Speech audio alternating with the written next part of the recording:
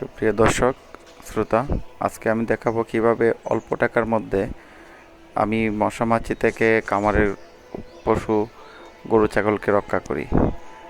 আমি অনেকদিন যাবৎ কীটনাশক, বিভিন্ন রকম কেমিক্যাল, তারপর মশার কয়েল এগুলা দিয়ে মশা তাড়ানোর জন্য চেষ্টা করেছিলাম, কিন্তু এতে কোনো লাভ হয় নাই, বরঞ্চ অনেক টাকা আমার এর পিছনে চলে যেত।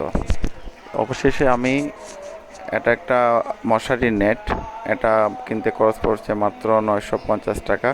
এটা দিয়ে আমার খামারের মশামাছি আপাতত অনেকটাই মুক্ত।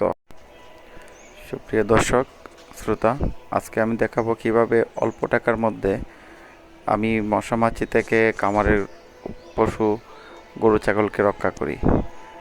আমি অনেকদিন যাবৎ কীটনাশক, বিভিন্ন রকম কেমিক্যাল, তারপর মশার কয়েল এগুলা দিয়ে মশা তাড়ানোর জন্য চেষ্টা করেছিলাম, কিন্তু এতে কোনো লাভ হয় নাই, বরঞ্চ অনেক টাকা আমার এর পিছনে চলে যেত।